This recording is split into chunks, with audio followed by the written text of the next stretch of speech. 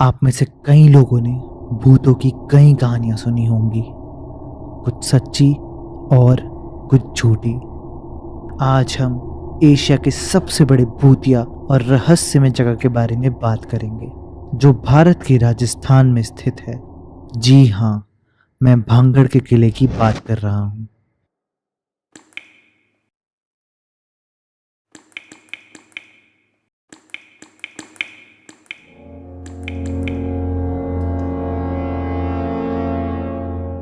यह किला बहुत ही रहस्यमय है। यहाँ तक भारतीय पुरातत्व सर्वेक्षण विभाग ने भी यहाँ सूर्यास्त के बाद आने से मना किया है। कई न्यूज़ चैनल और वैज्ञानिकों ने भी इस रहस्य का खुलासा करने का प्रयास किया है, लेकिन आज भी भांगड़ का किला रहस्य में बना हुआ है। भांगड़ के भूतिया रहस्य को जानने से पहले हमें भांगड़ की पूरी कहानी को जानना होगा। तो आइए देखते हैं।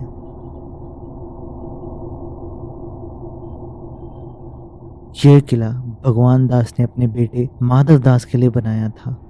माधव दास की पुत्री यानी राजकुमारी रत्नावती बहुत सुंदर थी, जिसकी खूबसूरती की चर्चा दूर दूर तक थी। वहीं महल के पास एक सिंधिया नामक तांत्रिक रहता था। एक दिन राजकुमारी अपनी दासियों के साथ राज्य के जौहरी बाजार में इत्र लेने गई थी।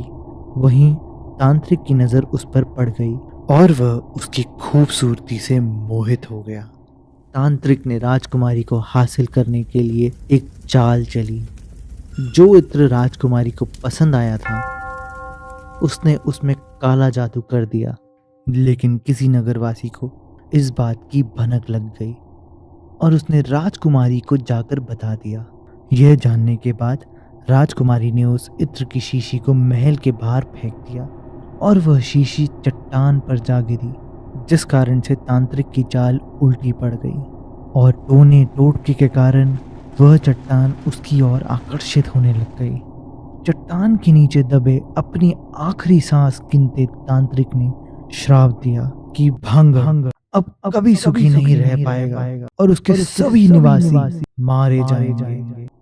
लोगों का यह भी मानना है कि उसके कुछ दिन बाद ही भांगड़ में सभी निवासी और राजकुमारी भी मारी गई। कई लोगों का यह भी मानना है कि आज भी तांत्रिक वहीं महल में राजकुमारी को पाने की कोशिश करता है और महल के कई कमरों में लोगों को ऐसा महसूस होता है जैसे कि कोई उनका गला दबा रहा हो।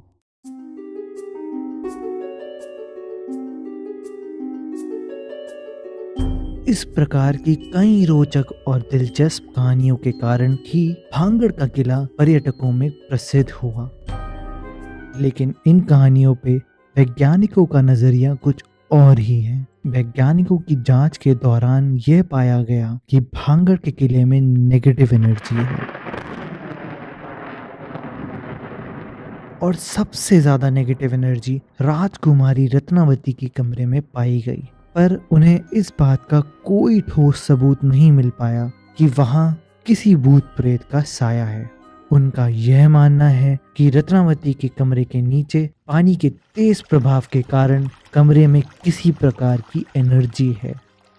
इतिहासकारों की माने तो तांत्रिक के मरने के कुछ ही समय बाद भांगड़ और अजबगढ़ के बीच युद्ध छिड़ गया और जिसके कारण कई निवासी मारे गए और इमारतें ढह गई और इन्हीं कमरों के ध्वस्त हो जाने के कारण वहां कोई वायु संचालन नहीं रहा, जिस वजह से लोगों को यह प्रतीत होता है मानो वहां कोई उनका गला दबा रहा हो।